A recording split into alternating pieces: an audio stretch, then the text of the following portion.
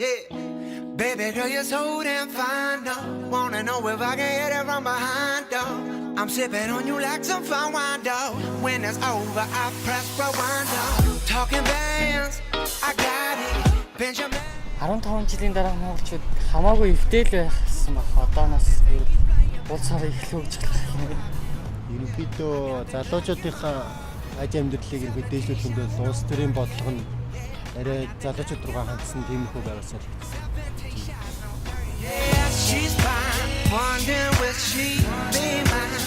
15 жилийн дараа за бараг гадаадаас Монголд ирж ирээд одоо ч хүн болгон л гадаад сурах хүсэлтэй байдаг. Гадаадд сурж байгаа их орондоо их мөрөөр зорьсон хүн баг. Миний хувьд бол 15 жилийн дараа одоогондоо сургуулийн үед тэгэхээр чин дараа нь орсон төгсөөд гадаад руу магистрээр сурах хүсэлтэй байгаа. Тэгээд тэндээ бүр суушаад 15 жилээр Монголд ирвэл аж аргалтай сайхан амьдралыг бүтэх байх та.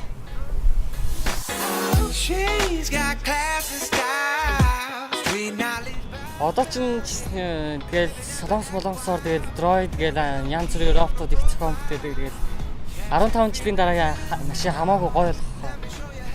Нисдэг машин гээл эсвэл гээл бараг усан доор шумбагчаар бараг хүн болгол яах та тэгээд магадгүй тэгээ сансар гараа галактик руу явчих юм яаж магадгүй хэн мэдгэвдээ тийм үстэй. Монголд бол одоо дэлхийн баячуулын ундаг машинууд орж ирэх байх гэж бодож байна. Тэгээд дээрээс нь нөгөө нэг юуны эрдэмтдийн нөө судалснаар шилжих машин гэдэг шүү дээ.